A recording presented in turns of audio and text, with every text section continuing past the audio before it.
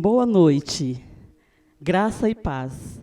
Mais uma vez, sejam bem-vindos à transmissão do nosso culto, o culto da Igreja Batista do Centenário. Quero iniciar este culto nesta noite com um poema que recebi e que se encaixa bem com esses dias atuais que estamos vivendo. Neste ano, a nossa boca foi tampada e o nosso sorriso foi escondido.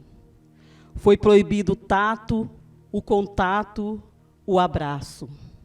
Neste ano, foi nos tirado tudo.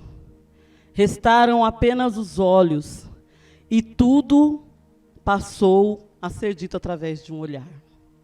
Se sairmos deste ano sem sabermos, pelo menos, olhar nos olhos um do outro, este ano terá realmente sido perdido.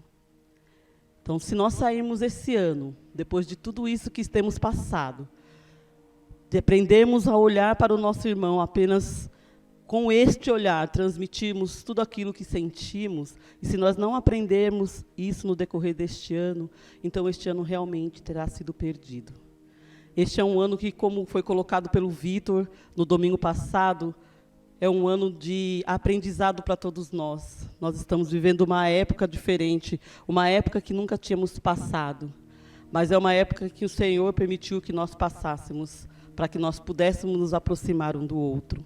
E esta é uma época de isolamento social, mas eu quero te perguntar, você tem praticado o isolamento espiritual? Você tem ficado distante do Senhor? Você tem orado? Você tem praticado a palavra de Deus? Você tem falado do amor de Deus?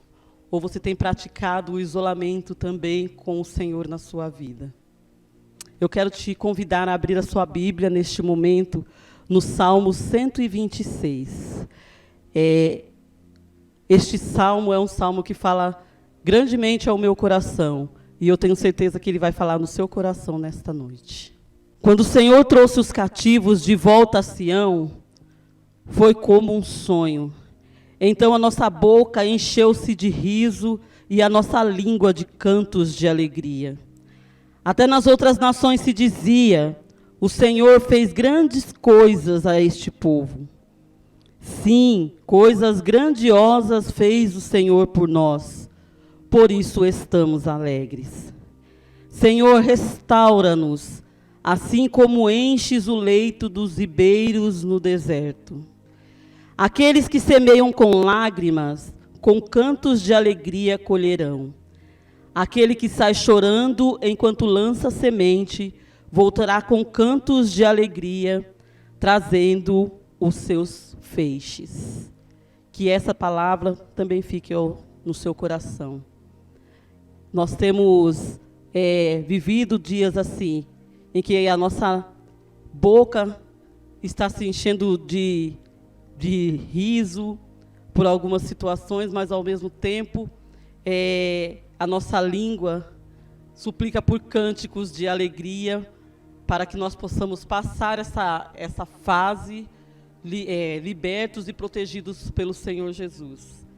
E o Senhor tem feito grandes coisas por cada um de nós, e eu tenho certeza que futuramente nós vamos dizer grandes coisas o Senhor fez por nós durante este momento, e por isso vamos estar alegres, comemorando e agradecendo a Deus por fazer-nos atravessar por este deserto, e ao final semearmos com alegria e colhermos assim os frutos de tudo aquilo que foi plantado, semeado durante esta trajetória. Então, vamos, neste momento, orar. Senhor, muito obrigado, ó Pai, por mais um dia de vida que Tu nos concedeste. Obrigada, Senhor, pela oportunidade que nos dá de estarmos aqui nesta noite, Senhor, reunidos mais uma vez, ó Pai, para Ti estarmos prestando este culto de louvor e de agradecimento por tudo aquilo que o Senhor é e por tudo aquilo que o Senhor faz em nossas vidas, ó Pai. Abençoe, ó Pai, cada irmão, ó Pai, nesta noite, nos seus lares, que o Senhor possa estar, ó Pai, com a sua mão de poder sobre a vida de cada um. Tu sabes das necessidades, das ansiedades, de tudo aquilo que nós temos passado, mas nós sabemos, ó Pai, que em todos os momentos somos guiados e protegidos pelo Teu Santo Espírito, Senhor. Nos abençoe, ó Pai, para que a cada dia possamos estar, Senhor, caminhando contigo, e qualquer que seja a situação, sabemos que o Senhor nos fará muito mais do que vencedores, ó Pai. Abençoa, Senhor, os enfermos, as pessoas que têm passado, Senhor, por momentos, ó Pai, de tristeza, Senhor, de agonia, Senhor, por momentos, ó Pai, na qual, Senhor, essa doença, ó Pai, tem adentrado os lares, Senhor. Que o Senhor seja um médico por excelência, que o Senhor esteja curando, esteja restaurando conforme a Tua santa e bendita vontade, Senhor. Obrigada por tudo, Senhor, continue conosco no decorrer deste culto. Receba, Senhor, os nossos louvores, receba, Senhor, as nossas orações. Em nome de Jesus que eu te peço, te agradeço com o perdão dos meus pecados. Amém, Senhor. Amém. Que o Senhor possa estar abençoando grandemente a sua vida. E novamente eu quero te falar que o nosso chat é ao vivo. Então você pode fazer o seu pedido de oração, pode colocar os seus comentários, escreva a linha embaixo, porque ao final estaremos orando por cada pedido. Que o Senhor esteja te abençoando grandemente neste dia. E agora eu quero pedir para que você abra o seu coração, que você abra os seus lábios para louvar e engrandecer o nosso Deus. A Bíblia nos diz em Salmo 150, versículo 6, tudo quanto tem fôlego, louve ao Senhor. Então, se você tem fôlego, se você respira, que você, neste momento, louve e exalte o nome do nosso Deus.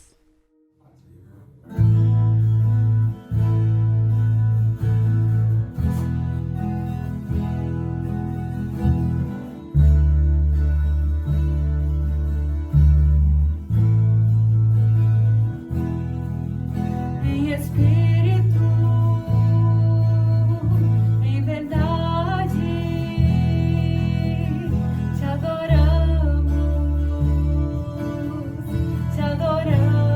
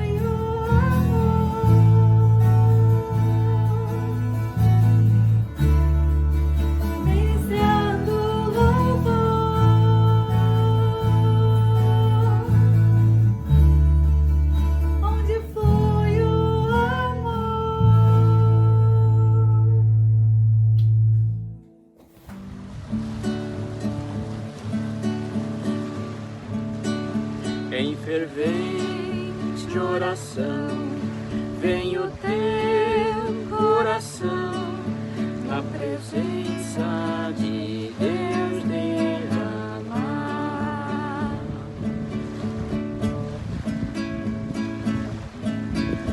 Mas só podes fluir o que estás a pedir quando tudo deixares no altar.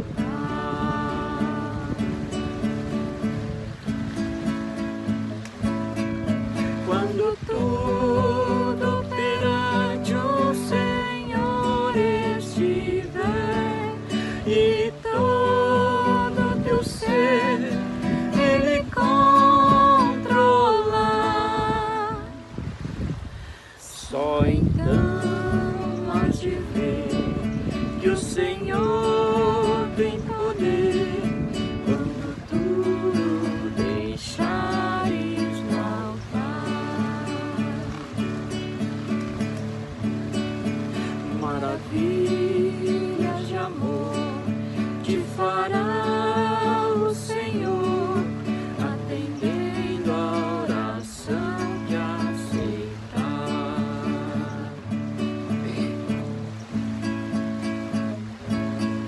Seu imenso poder te virá socorrer quando tudo deixares no altar.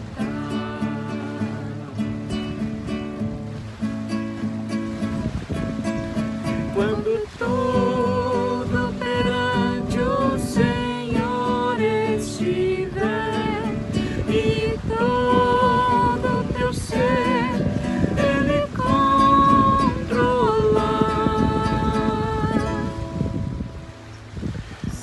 só então hás de ver que o Senhor tem poder quando tudo deixares no altar.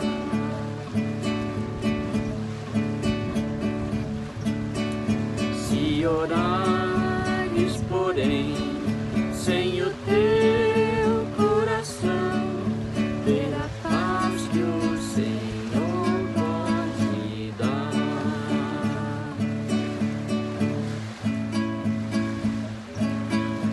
Foi por Deus não sentir que tua alma se abriu, tudo deixando no altar.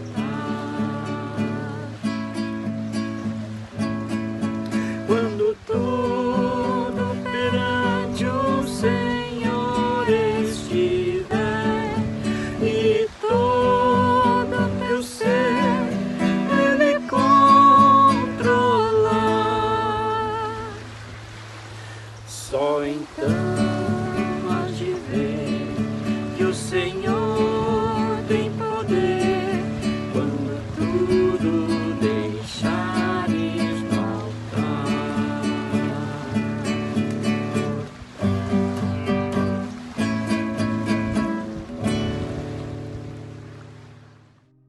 Neste momento eu vou pedir para que você abra o seu coração, que você esteja atento, porque o Senhor tem uma palavra para você nesta noite. Então abra o seu coração, abra os seus ouvidos espirituais e ouça a voz do Espírito Santo com a mensagem do nosso pastor Adriano.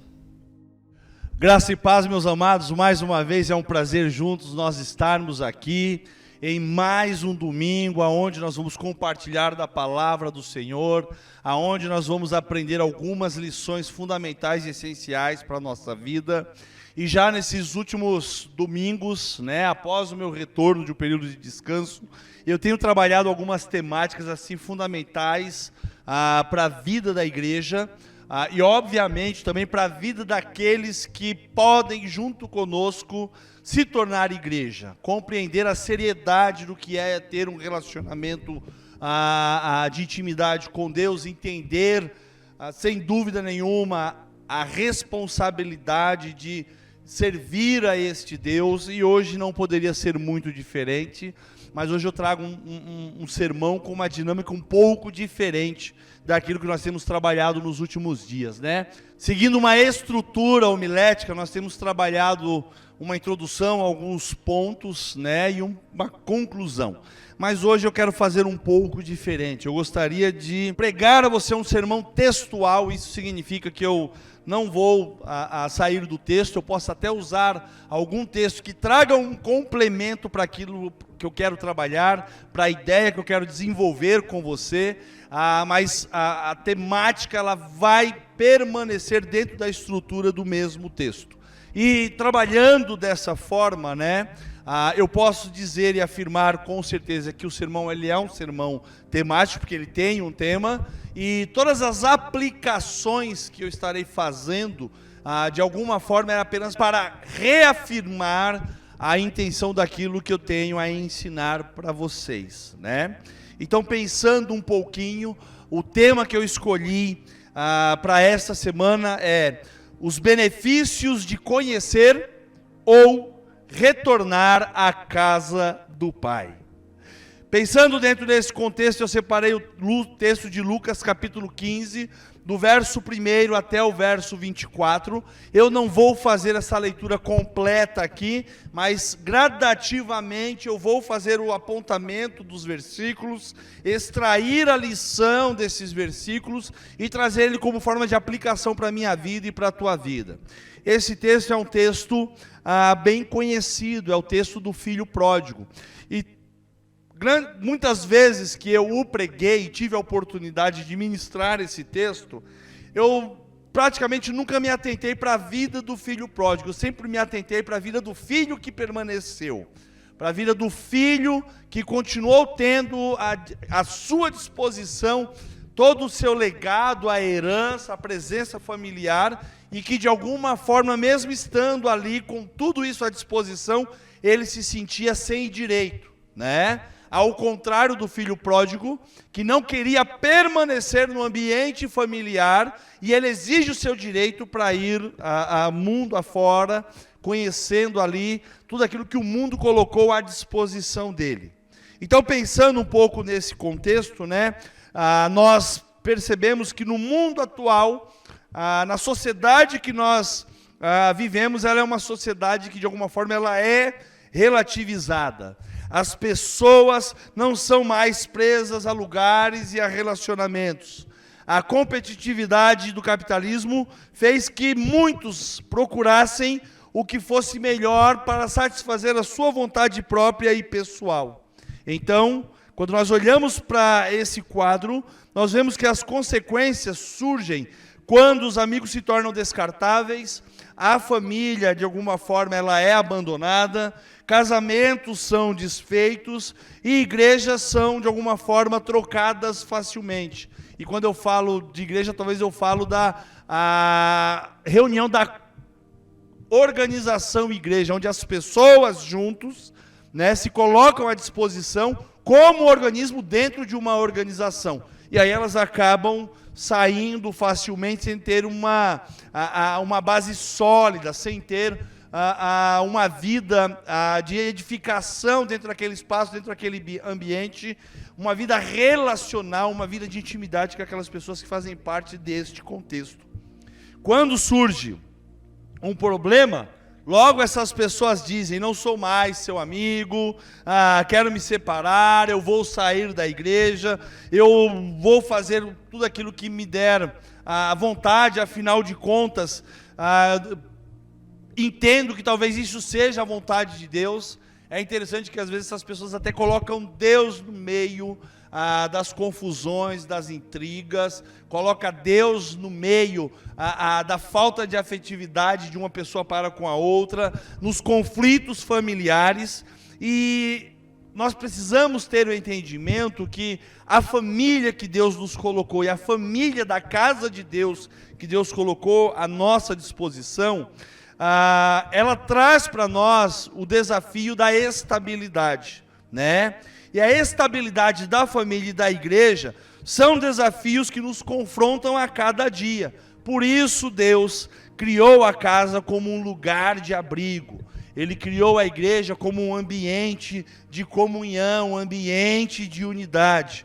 Então nós precisamos compreender que da família e da igreja, mesmo com os seus defeitos, que muitas vezes podem surgir, a gente precisa ter a consciência que nós precisamos viver esse processo relacional. E pensando, dentro desse contexto, eu pego família como representação da nossa segurança, e eu pego a casa de Deus, ou a igreja de Jesus Cristo, como um ambiente de proteção da nossa espiritualidade, do nosso relacionamento com este Senhor. E olhando para este texto, aonde o filho pródigo, que está registrado lá em Lucas, capítulo 15, a partir do verso 11, nós vamos ver a história de um filho que ele abre mão de permanecer debaixo dos cuidados da casa do pai, do ambiente familiar, e ele vai ganhar o mundo. E nos dias atuais, não é muito diferente. Talvez alguns filhos tenham ganhado o mundo, e talvez muitos que nasceram dentro da casa de Deus tenham da mesma forma ganhado o mundo e têm se perdido, e têm, sem dúvida nenhuma, perdido grandes oportunidades nas suas vidas. Não apenas para o momento atual daquilo que eles estão vivendo, mas principalmente em relação à eternidade. E Jesus, ali, no capítulo 15, ele vai contar pelo menos 3 parábolas. Ele vai falar sobre a parábola da ovelha perdida, ele vai falar sobre a parábola da dracma ou da moeda perdida, e aí ele vem com a parábola do filho pródigo, daquele que buscou seu pai, pediu seus direitos e ganhou o mundo.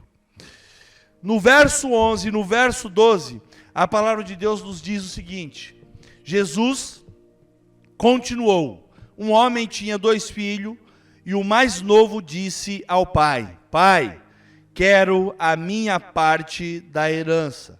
Assim, o pai repartiu suas propriedades entre eles. Quero aprender com você a primeira lição. O filho estava na casa do pai, ele tinha tudo à sua disposição.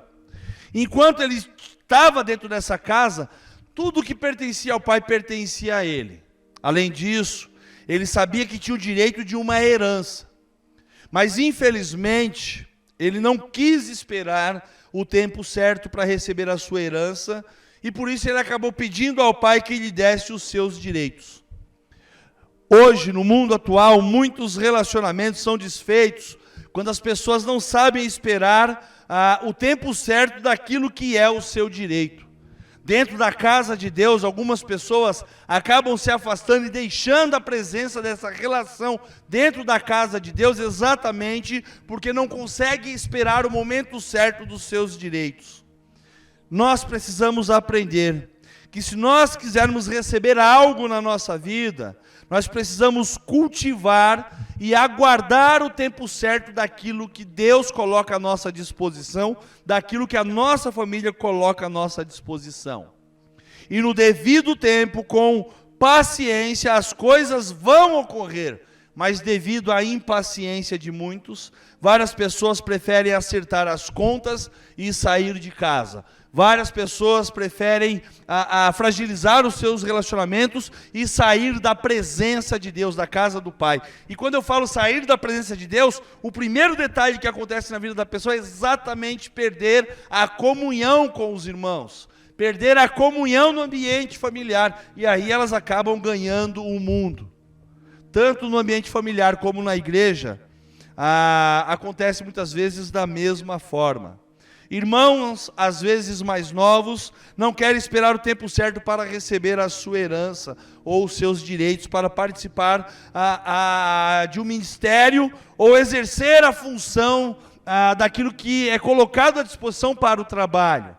Às vezes está dentro da casa do Senhor, mas não quer esperar o tempo certo, não quer esperar um preparatório, não quer esperar a hora correta de se empregar as habilidades que Deus colocou à sua disposição. Então essas pessoas procuram seus direitos antes da hora e por isso acabam saindo da casa do Pai e acabam perdendo tudo lá fora. Se você quer receber os seus direitos, espere o tempo. A casa do Pai é lugar de receber a sua herança. Mas o texto, ele continua dizendo o seguinte, que esse filho saiu, ele ganhou o mundo. Ele reuniu tudo aquilo que ele possuía, tudo aquilo que ele tinha, e ele foi para uma região distante. E a palavra de Deus diz que lá, no verso 13, ele desperdiçou os seus bens, vivendo irresponsavelmente.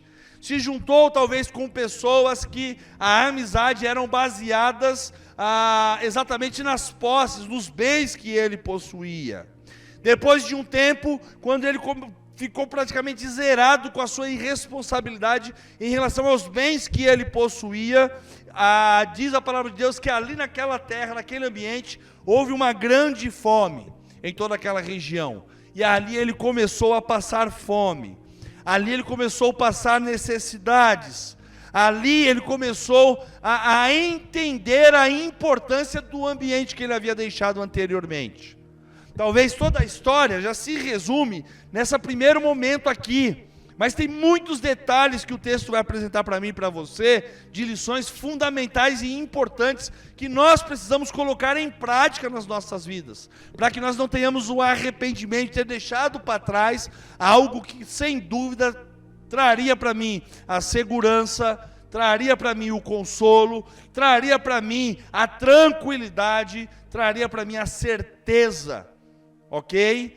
De cuidado, a certeza de proteção, a ter certeza de segurança até o final da minha vida. Então esse jovem, ele percebe, passa necessidades. Diz o texto da palavra de Deus que ali ele só arruma um trabalho, cuidar de alguns porcos. E mesmo nesse trabalho, ele não ganhava o suficiente para poder se alimentar. E a palavra de Deus diz que aquele homem teve o desejo de comer ali as vagens, as alfarrobas, a lavagem que era colocada para aqueles porcos. Preste bastante atenção. Às vezes nós abrimos mão daquilo que nós temos de melhor, de uma herança que Deus colocou a mim e à sua disposição. Nós abrimos mão do relacionamento familiar, do cuidado dos nossos pais, dos nossos irmãos. E nós vamos ganhar o mundo achando que nós vamos ter muita vantagem em relação àquilo que nós estamos deixando e as possibilidades que nós vamos alcançar ali na frente. Quantas pessoas fazem dessa forma? Às vezes elas até fazem com um pensamento coerente, mas a grande maioria faz com um instinto de rebeldia, de contrariedade, e é impossível dentro desse contexto você ser abençoado. Aquele jovem caiu nessa situação e ele começou a ter ali algumas reflexões. A memória dele ficou muito aguçada a respeito do que ele vivia anteriormente, e ele começou a reformular a vida dele. Ele começou a ressignificar a vida dele, entendendo o que ele havia deixado para trás e o que estava proposto para ele, se ele tivesse permanecido dentro daquele ambiente. Nós precisamos fazer sempre um inventário pessoal em relação às nossas escolhas. Quantas foram as escolhas que talvez você tenha feito na sua vida, nesses últimos anos, que te levaram para situações complexas, ao ponto de você entrar no fundo do poço, ou talvez até chegar próximo, mas quantos de fato alcançaram essa condição, e não saber por onde caminhar, para onde olhar e de que forma reagir? Aquele rapaz, ele teve um processo de ressignificação, ele teve um processo de inventário pessoal, então ele começou a trazer a sua memória, e dentro daquilo que ele trouxe à sua memória, ele começou a ter algumas atitudes, e são exatamente essas que eu gostaria que você tivesse nessa noite. Lá no verso 17 de Lucas, diz a palavra de Deus, que, caindo em si, ele disse: quantos empregados de meu pai têm comida de sobra, e eu aqui morrendo de fome? O filho se lembrava do quanto ele tinha à disposição quando ele estava na casa do pai dele. Olha o que o texto mostra. A palavra de Deus mostra que ele tinha fartura. Tudo que ele precisava comer estava ali à disposição. Mas depois que ele saiu e perdeu tudo, começou a passar a falta das necessidades básicas, ele percebeu a besteira que ele havia cometido, a besteira que ele havia feito. A família, a casa do Senhor, é o lugar onde tudo é compartilhado. Por isso, quando há união, mesmo a família mais pobre, ela possui fartura. Porque ela tem cuidado, ela tem zelo, ela suporta uns aos outros dentro das suas necessidades. Não importa se é uma mega ou uma pequena igreja, compreende? Se há ali unidade, se há ali comunhão, não tenha dúvida que naquele ambiente há fartura. Mas tem um ditado popular, né, que diz o seguinte, que a galinha do vizinho é mais gorda. E às vezes a gente olha aquilo que de fato não nos pertence. E a gente deseja, às vezes vai galgar. Eu às vezes brinco e falo do aprisco do pastor, que sempre tem aquela ovelhinha que olha uma grama do outro lado da proteção e pensa, puxa, aquela grama é mais verde. E às vezes ela pula, vai até aquele ambiente, e é exatamente ali que ela fica sucinta aos lobos. É ali que ela fica sucinta às feras, e provavelmente é ali que ela pode, sem dúvida nenhuma, se não tiver uma intervenção pastoral, é ali que ela pode sucumbir e perder a sua vida. Nem todos reconhecem que tem em sua casa aquilo que há de melhor e fica muitas vezes querendo mais. A casa de Deus é onde nós somos alimentados espiritualmente. A sua família é o ambiente onde você é alimentado emocionalmente. Ambas trazem para nós esse senso de cuidado e de proteção. Então, quando alguém sai da igreja para de receber nutrição espiritual e começa a viver uma vida de enfraquecimento, quando sai do ambiente familiar por rebeldia, da mesma forma começa a sentir um vazio interior, e não consegue muitas vezes, no primeiro instante, mensurar. Mas aquele jovem mensurou. A forma como ele olha, ele lembra da classe que talvez fosse considerada dentro do ambiente familiar, daqueles que eram serviçais. Ele lembra dos empregados do pai, que tinham comida de sobra. Faço para você uma pergunta, e talvez a primeira pergunta da primeira lição dessa noite. Você está sentindo falta de algo? A casa do Pai é lugar de fartura.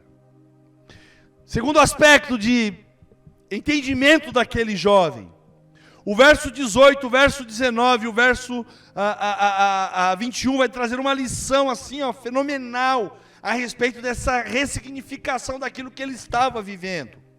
No verso 18 e 19 a palavra de Deus diz o seguinte, que aquele jovem tomou uma atitude. Eu me porei a caminho e voltarei para meu pai e lhe direi, Pai, pequei contra os céus e contra ti, não sou mais digno de ser chamado teu filho, trata-me como um dos seus empregados. O sentimento do filho naquele momento, quando ele se lembrava da casa do pai, era um sentimento de arrependimento. E ele ensaiou como falaria com seu pai quando visse novamente, né? E o verso 21 faz esse registro. O filho faz essa declaração. O filho disse, Pai, pequei contra o céu e contra ti, não sou mais ser chamado filho seu, ou digno de ser chamado seu filho. Olha que interessante, eu já estou falando a parte final lá do texto, da resposta, mas ele ficou ensaiando, ele ficou pensando consigo mesmo. Vou chegar diante do meu pai, vou voltar, vou reconhecer que eu pequei contra Deus e contra ele, e depois que eu deixar claro que eu não sou digno de ser chamado filho dele, vou ali pedir para ele o perdão. Se em cada família, ou na casa de Deus, as pessoas tivessem a coragem de reconhecer os seus erros e se consertar, seria muito mais fácil a convivência. Seria muito mais fácil o acerto, seria muito mais fácil a correção dentro do nosso processo relacional, seja na família ou seja dentro da casa de Deus. Pensando um pouquinho nesse contexto, muitos casamentos, sem dúvida nenhuma, seriam salvos e muitos filhos se livrariam do mal, pensando dentro do ambiente familiar. Dentro da casa de Deus, quantos mais seriam alcançados por ver a evidência desse cuidado e desse amor? E mais do que isso, ver a evidência do resultado que o arrependimento genuíno traz ao ser humano. Os cultos de nossas igrejas, certamente, eles cultivariam muito mais ainda momentos de confissão e de pecado. E deixaria em evidência, dentro dessas confissões dos pecados, a esperança da presença do Espírito Santo de Deus. Como registrado lá em João 16, verso 8, que ele foi colocado à nossa disposição para nos convencer do pecado, do juízo e da justiça de Deus. Dizer, eu não me arrependo do que eu fiz, não é uma atitude cristã, e sim uma dureza de coração. Mas aquele jovem, ele se arrependeu e ele deixou isso muito claro para a vida do pai.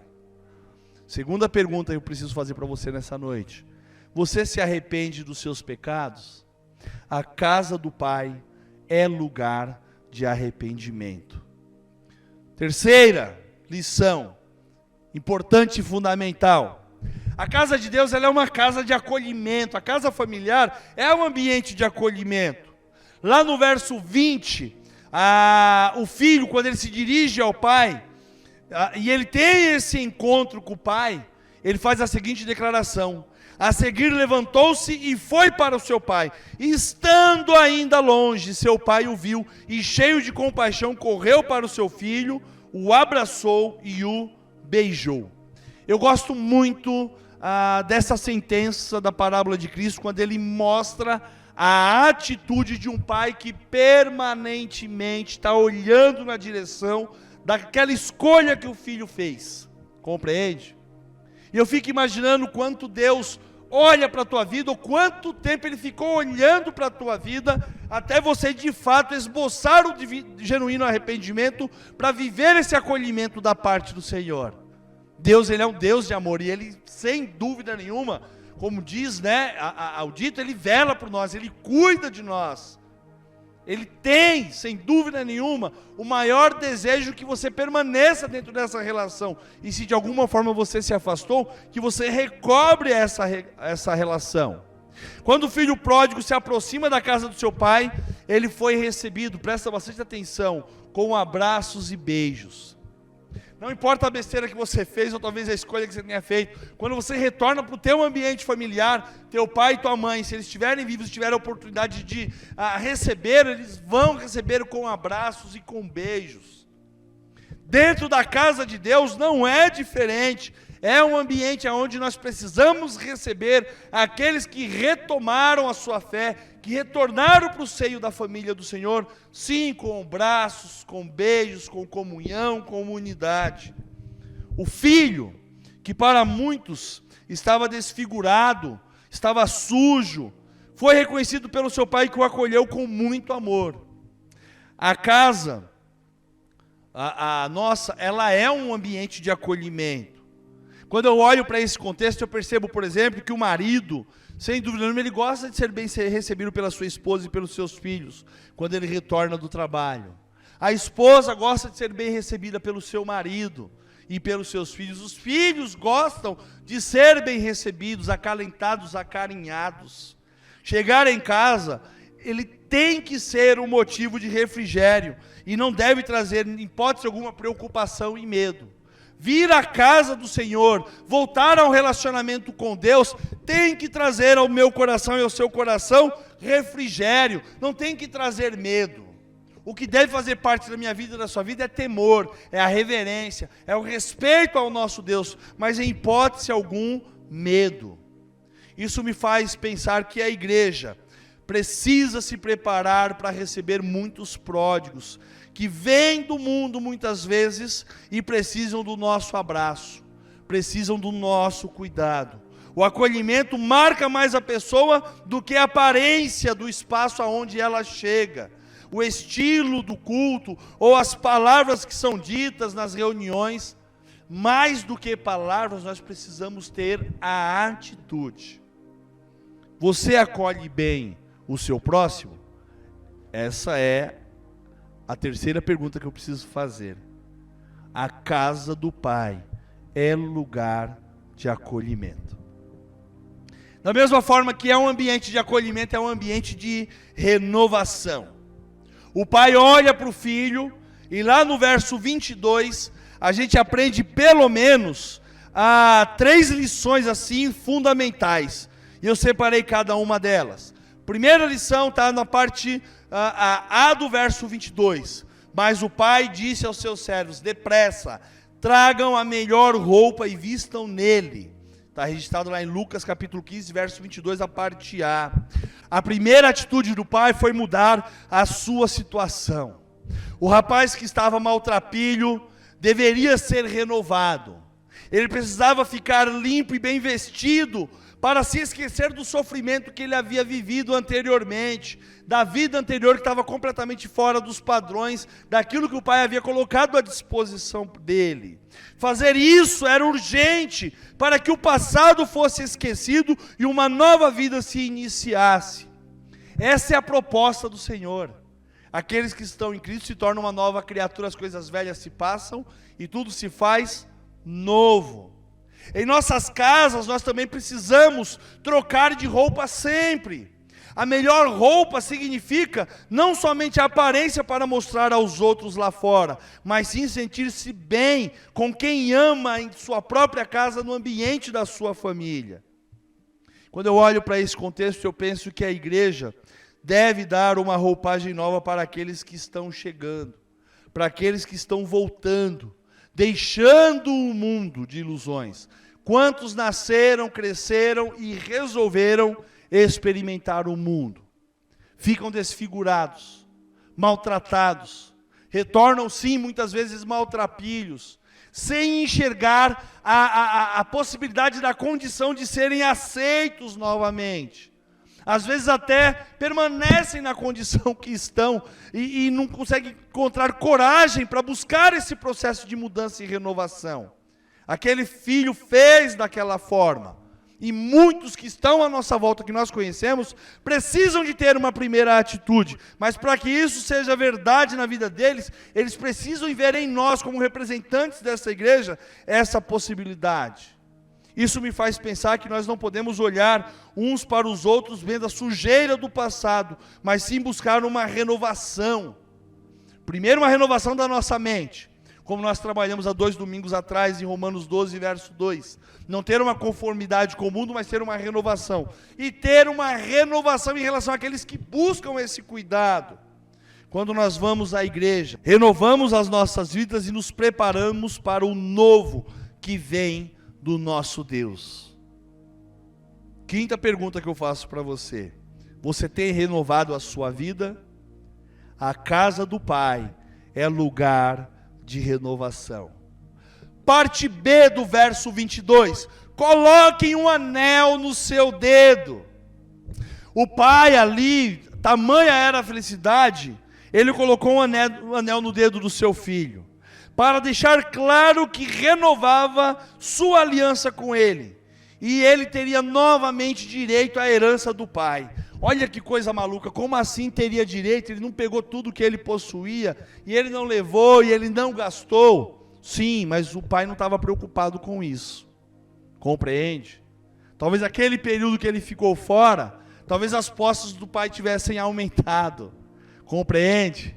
A herança, ela estava ali ainda à disposição, mas o pai não estava preocupado com o que ia colocar à disposição ou não. Ele não estava preocupado se o seu filho ia voltar e dentro daquele espaço de ambiente, dentro daquilo que ele declarou, se ele faria o filho de um jornaleiro ou não. Primeiro detalhe que ele percebe, ele enxerga ali, é a possibilidade de uma nova esperança, de uma vida que estava perdida e que talvez não retomasse, mas de repente ela retorna para aquele ambiente. Quando nós olhamos para o significado da aliança, nós vemos que ela tem um significado de um compromisso inviolável, não somente para o casal, mas para todos os membros da família. Quando nós renovamos as nossas alianças dentro do nosso ambiente familiar, dentro da casa de Deus, dentro da nossa relação, nós renovamos o pacto de amor, nós renovamos o pacto de cuidado. Quando nós nos filiamos à igreja de Jesus Cristo, você passa a ter aliança com os seus irmãos, e eles passam a ter esse mesmo zelo, esse mesmo amor e esse mesmo cuidado para com você. Se todos pensassem assim, certamente a convivência na comunidade de fé se tornaria muito mais profunda. Nós fomos comprados por um sangue muito precioso, que foi o sangue de Jesus. E esta aliança, ela não é uma aliança temporal, ela é uma aliança atemporal, ela é uma aliança eterna, porque ela foi colocada à nossa disposição e não há como ela ser quebrada. Muitos filhos pródigos saíram da igreja e precisam ser restituídos a essa nova aliança, como registra o texto de Hebreus 9, verso 15. Por essa razão, Cristo é o mediador de uma nova aliança para que os que são chamados recebam a promessa da herança eterna, visto que ele morreu como resgate pelas transgressões cometidas sobre a primeira aliança. Quinta pergunta: você quebrou a sua aliança com Deus? A casa do Pai é um lugar de renovação da aliança. Verso 22, parte C. Coloquem calçados em seus pés. Após vestir o filho, o pai mandou trazer sandálias para serem colocadas nos seus pés.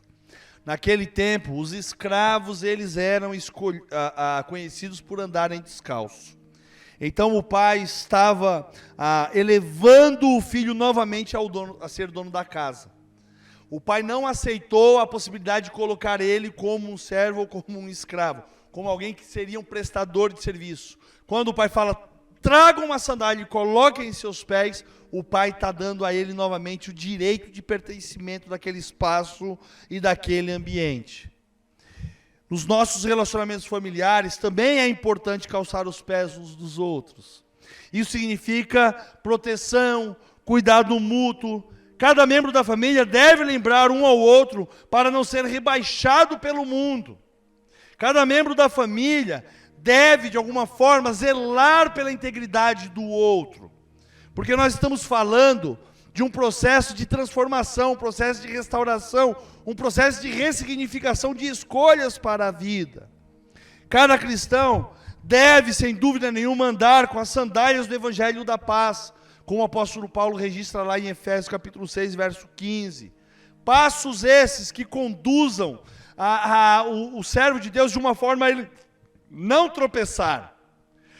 Passos esses que conduzam um filho pródigo que retorna à casa do Senhor para que ele não tropece mais. Aqueles que se desviaram da comunidade da fé, quando voltam, eles precisam ser restituídos novamente à vida cristã, recebendo o apoio dos irmãos em Cristo Jesus. Sexta pergunta que eu preciso fazer para você. Você perdeu algo fora da igreja ou do teu ambiente familiar? A casa do Pai é lugar de restauração. E da mesma forma que o nosso Deus restaura, Deus também perdoa. Verso 23 do capítulo 15 de Lucas. Tragam o novilho gordo e matem-no. Vamos fazer uma festa e nós vamos comemorar. Uma família tradicional, naquele tempo, quando ela separava um novilho especial para ser oferecido pelo sacrifício dos pecados durante a Páscoa, não tinha apenas a ideia da expiação dos pecados, mas tinha também a ideia da celebração da unidade, a celebração da comunhão e principalmente do perdão. O pai, quando ele vê aquele filho, ele percebeu que aquele era um momento propício para celebrar o perdão. Então ele pede ali que tragam ali um novilho cevado, né? Tragam um novilho gordo à disposição. A família cristã precisa sempre ter a presença do Cordeiro de Deus que tira o pecado do mundo, como Jesus registrou lá em João capítulo 1, verso 29, para que quando o esposo, a esposa ou os filhos pródigos chegarem, seja oferecido o perdão pelos erros que foram cometidos. Quando alguém se arrepende dos seus erros e vem à casa do Senhor ou retorna para o seio familiar, é motivo, sem dúvida nenhuma, de festejar o perdão pelos pecados e pelo reconhecimento das besteiras que fez na vida. Se Deus nos perdoou, então nós podemos, sem dúvida nenhuma, como nós falamos no domingo passado, perdoar o nosso próximo também. 8ª pergunta que eu faço para você, baseado nesse momento do pai com o filho. Você consegue perdoar? A casa do pai é lugar de perdão. Capítulo 15, verso 24, parte A. Este meu filho estava morto e voltou à vida. O pai faz essa afirmação que o seu filho estava morto e viveu novamente como alguém que ressuscitou para viver uma nova vida. Muitas famílias estão morrendo ou se destruindo porque entes queridos estão saindo de casa sem a bênção um do outro. Às vezes, como eu falei anteriormente, por rebeldia vão ganhar o mundo. E aí por esse motivo saem, às vezes eles saem com maldição que são declaradas, são professadas sobre a vida dessa pessoa. Nós precisamos entender que a ressurreição, ela acontece quando os sonhos de uma família estão morrendo e são revividos com o poder de Deus. Como uma brasa que basta um sopro para se reacender. Quantas vezes dentro das nossas relações familiares é dessa forma que nós estamos agindo e nós precisamos de viver um processo de ressurreição, de reviver novamente. Dentro da casa de Deus, da mesma forma. Uma pessoa que se afasta da presença de Deus, se volta para o mundo, aonde a palavra de Deus diz lá em João 10:10, que o diabo vem somente para roubar, matar e destruir. E quando a pessoa se coloca à disposição do mundo, automaticamente ela fica sujeita às ações do inimigo para com a vida dela. Essa pessoa, ela está sujeita a morrer espiritualmente. A nossa missão como igreja é levar vida para quem está morrendo neste mundo. A nossa missão como família é dar a possibilidade do resgate, da ressurreição e da restauração para aqueles que muitas vezes estão sendo dizimados pelo mundo que eles escolheram. Isso me faz lhe fazer a 8ª pergunta dessa noite. O que está morrendo em sua vida? A casa do Pai é lugar de ressurreição. Parte B do verso 24. Estava perdido e foi achado. E ali eles começaram a festejar. O sentimento do pai ao receber do filho foi de intensa alegria. A euforia tomou conta daqueles que faziam parte daquela casa. Apesar do outro filho ter feito uma reclamação, o pai não estava muito se atentando para aquele momento da reclamação. O pai até dá uma lição para o filho: olha, você o tempo todo esteve aqui, você nunca saiu e tudo que é meu lhe pertence. Você está fazendo reclamação de uma coisa desnecessária. Mas como hoje eu não vou falar do filho que permaneceu, eu estou falando daquele que retornou, né? O pai trouxe o contágio daquele retorno. Não existe outro sentimento adequado para uma família do que a alegria, assim como é dentro da casa de Deus. Estar em casa é motivo de bom humor. A rotina do dia a dia não pode sufocar a agenda familiar, deixando de tirar tempo para o lazer. Talvez agora que nós estamos vivendo esse processo de confinamento, né? Por conta da pandemia, nós estamos entendendo claramente esses detalhes, né? Quantos risos você está dando que você não teve oportunidade antes, porque talvez você saía às 8 para trabalhar e voltava às 6 horas da tarde e passava um dia inteiro sem a convivência com a esposa, com os seus filhos, com o marido, com os filhos, com os seus pais. E agora nós temos uma infinidade de motivações para viver esse momento de alegria. Você entendeu? A rotina do dia a dia, ela não pode, em hipótese alguma, fragilizar esse processo relacional.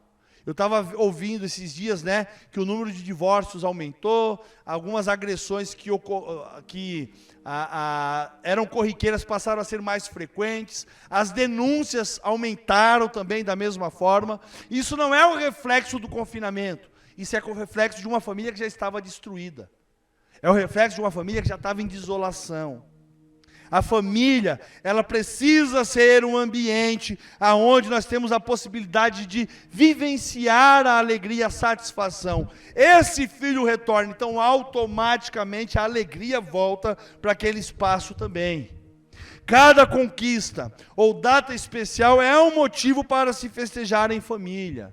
Na igreja, não é um lugar para todos ficarem sérios e apreensivos, mas sim um lugar onde nós podemos sentir bem, nos descontrair, sem medo nenhum de sermos mal compreendidos.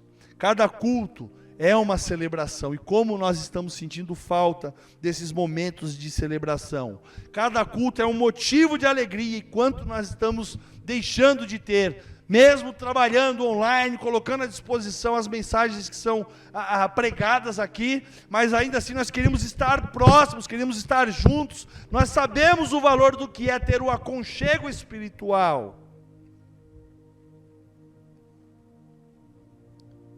Pensando dessa forma,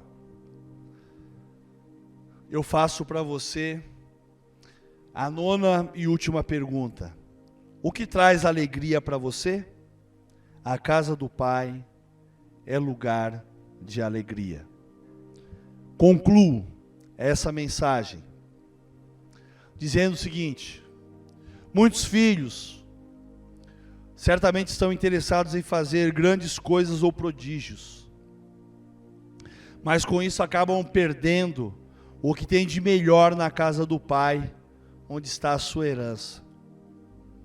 E aí eles abrem mão da fartura, do arrependimento, do acolhimento, da renovação, da aliança, da restauração, do perdão, da ressurreição, da alegria. Por mais difícil que seja viver e conviver em família, seja dentro da sua casa ou com os irmãos, não vale a pena sair da casa do Pai e perder tudo o que temos na presença de Deus e daqueles que nós amamos. Você saiu da casa do Pai? Você saiu da casa de Deus? Volte rápido, porque essa casa é a sua casa e sem dúvida nenhuma ela pertence ao nosso Senhor e ao nosso Salvador Jesus Cristo. Que Deus nos abençoe, que Ele lhe abençoe e que Ele lhe dê, sem dúvida, eu tenho certeza que Ele já está dando, desde o dia em que você recebeu vida da parte deste Deus. Ele te dá todos os dias a possibilidade de viver o melhor da fartura que Ele coloca à tua disposição. Ele te dá todos os dias a oportunidade do arrependimento. Ele te dá todos os dias a possibilidade de você viver o acolhimento deste amor. Todos os dias Ele te dá a possibilidade de renovar os seus conceitos, de reformular essa aliança com este Senhor.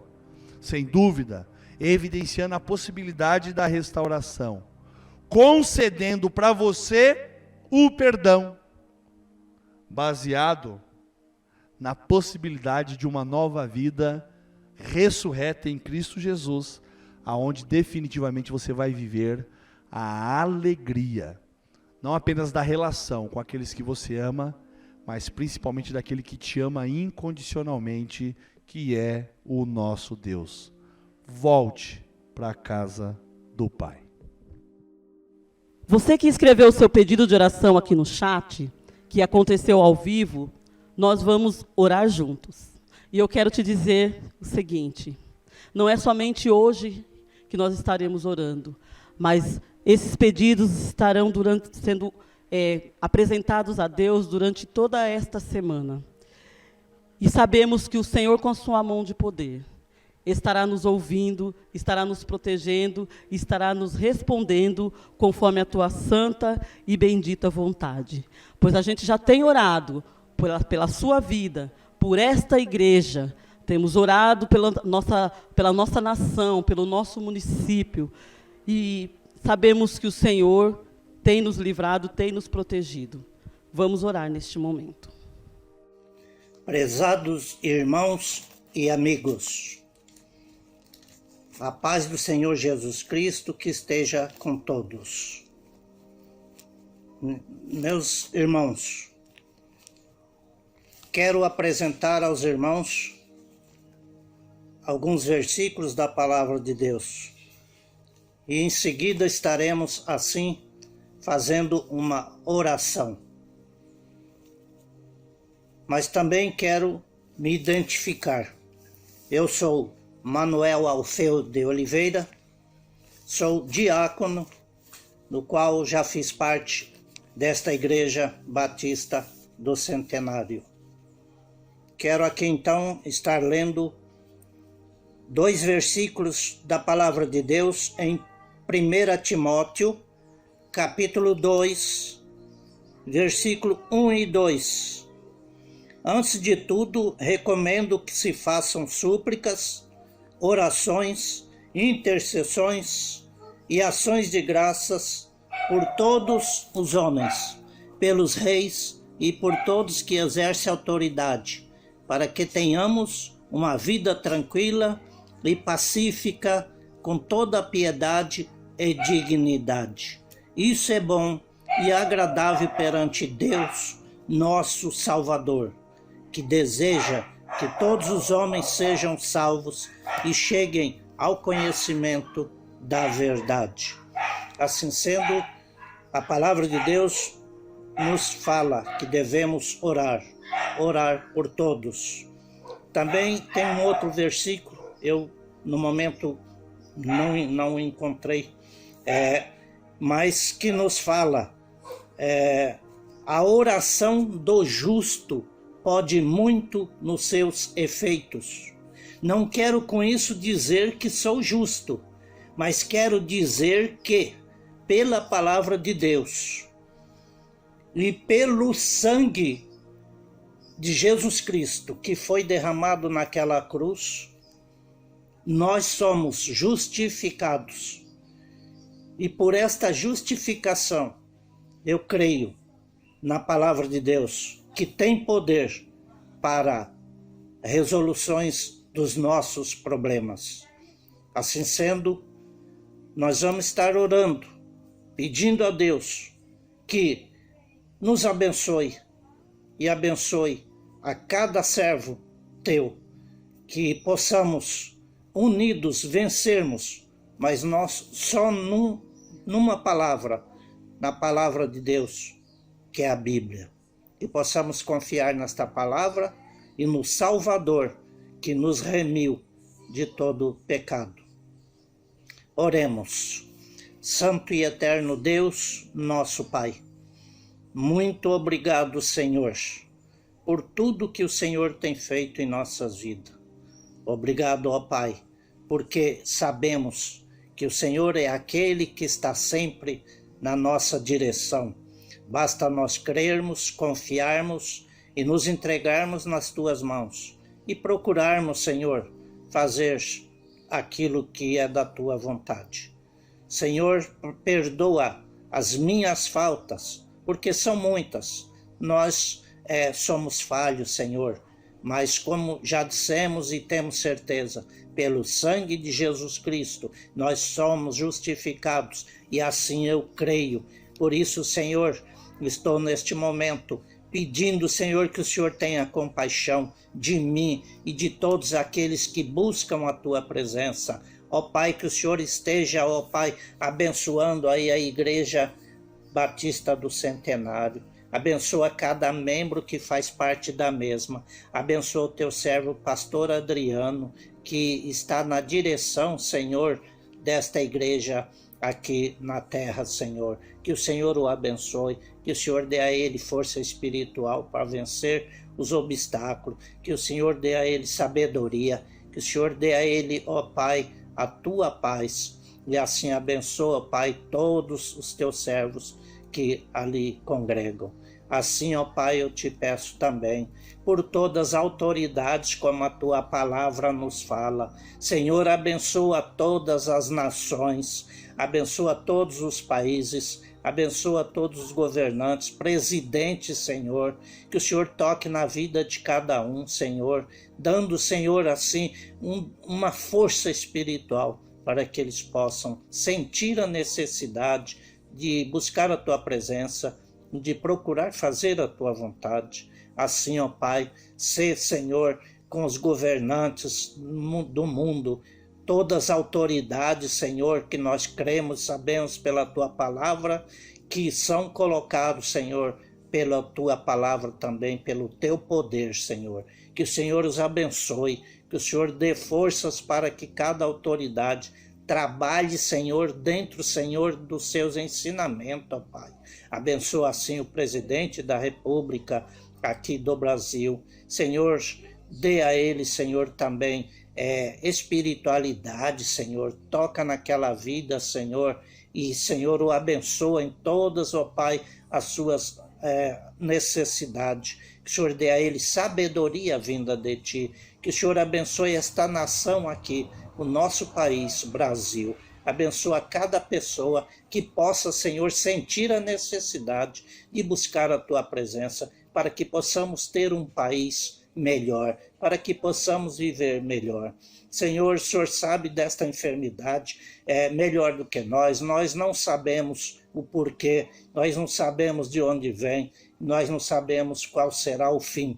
Mas, ó Pai, eu Te agradeço porque o Senhor tem nos protegido até aqui e que o Senhor continue nos protegendo.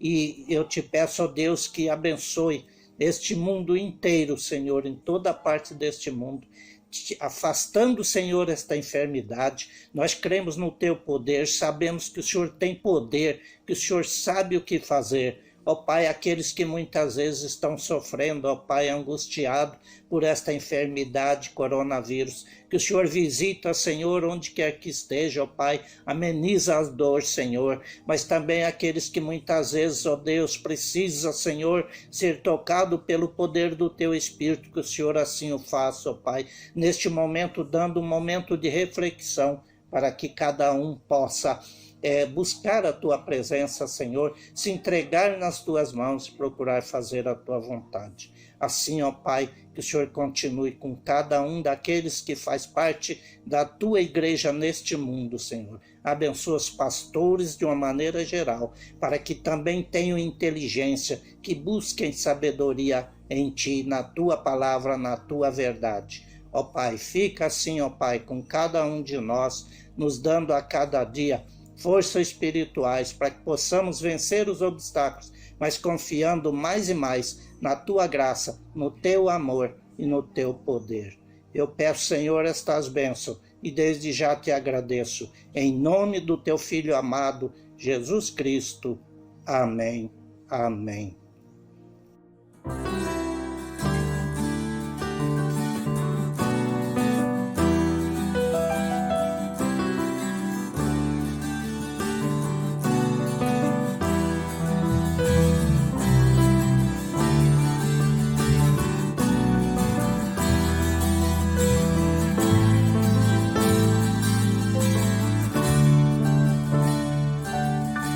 Quero consagrar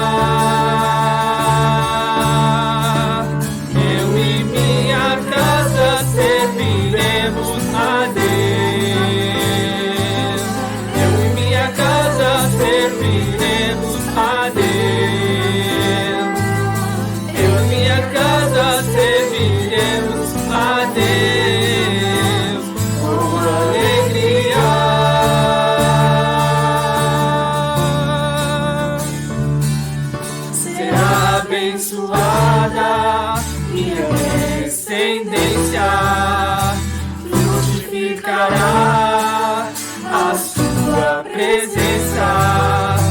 Com bom perfume, meus filhos irão perfumar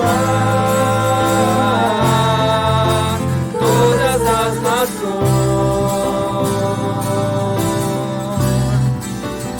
Eu e minha casa serviremos a Deus.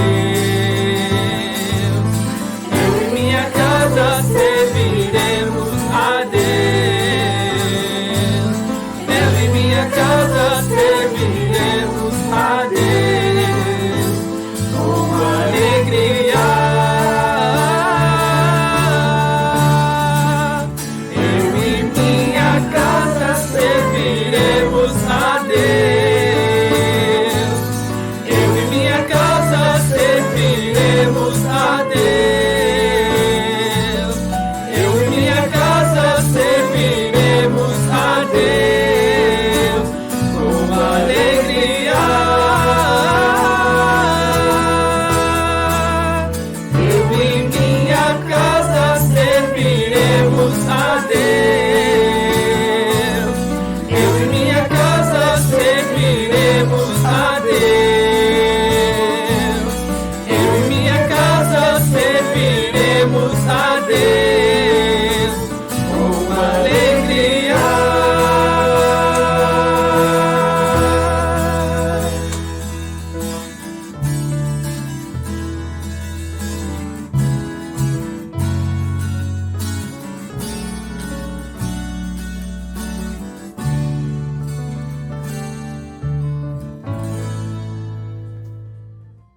Obrigada por mais uma semana e por permitir que estivéssemos aí, no seu lar. Que o Senhor te abençoe, que o Senhor te proteja.